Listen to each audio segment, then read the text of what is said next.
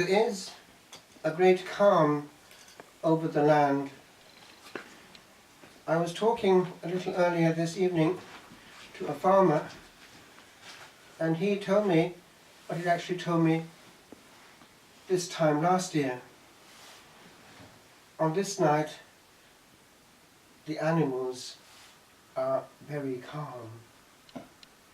It's as though they sense something healing in the air. I'd like to take you to the hills, the fields of the shepherds. It's very different from the scene that comes later on with the wise men, the kings. Here we have utter and complete simplicity. It is not surprising that they should be out watching at midnight in December at that latitude. In Italy, one can be quite comfortable outside at this time of year, at a latitude which is actually slightly further north.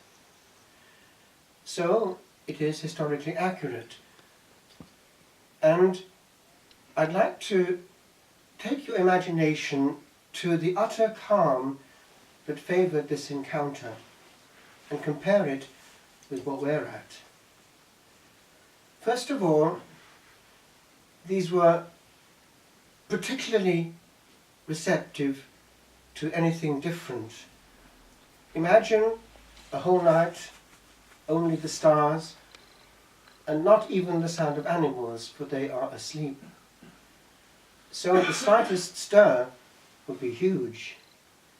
Can you imagine, as it says, the initial fright that they would have had when they saw these figures, bright and beautiful? They are told not to be afraid. But then, if you notice, there is a strange conclusion. They hear great beauty. And this bit of liturgy is given to mankind, and we use it to this day, the beginning of the Gloria. Now, I've told you before about, I only know definitely of one, but there are others too, I believe, occasion when this has been heard on earth. As it happens, I was talking about this recently to Italian friends, and they were saying that the priest in question was extremely well known, more well known than I had realized. He was a very well-known exorcist. He had great powers of healing and other things. He could read people's hearts, and he was much sought after.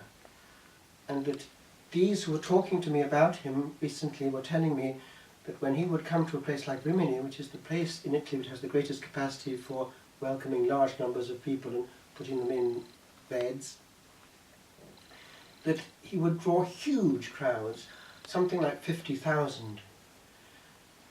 So that would make sense that on this particular occasion, not that long before he died, he was down in Sicily, and that morning he was given knowledge from the Lord that there would be something that would happen that day. And so he carried on as he would normally with his ministry, and he was celebrating the sacred mysteries. And there was a gentle music ministry accompanying, and at one point they had to stop. It started as he got to the consecration, presumably at the epiclesis, but then, and I've heard it, you can hear quite distinctly, you can hear his voice getting to the consecration, and it's then becoming louder and louder. And one hears the comments being made, that they were all hearing it. The music ministry had to stop completely, and they were all, now the expression used is a bocca aperta, a bocca aperta. Bocca is mouth, aperta is open. and they could not move from there. Something like this, ecstatic terror, goose pimples. This is the real thing. And they took the tape to Palermo University and asked if they would analyze it. And the report came back, just neutral scientific analysis, that no instrument or voice on earth can produce these sounds. And there was no human explanation for them. And so as I listened to these again the other day, attaching it to a little TEDdy talk I did, I was again deeply, deeply moved. And this morning, I was on my own, later in the morning, celebrating in Latin the Vigil Mass. And when it came to the consecration and the elevation, just with the angels as the assistants, it hit me. As the hymn says, "Do you hear what I hear?" And even though it was not physically to be heard, the intuition was given. They're singing right now as you elevate the host. You're not alone. A huge throng, similar to what was there in the Shepherd's Field, is right now huddling right round you and adoring.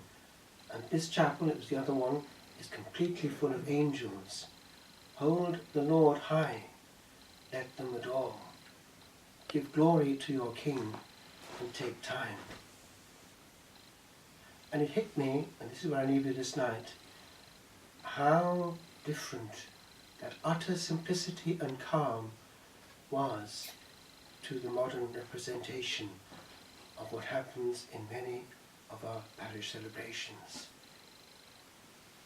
As though the real Christmas was something quite different.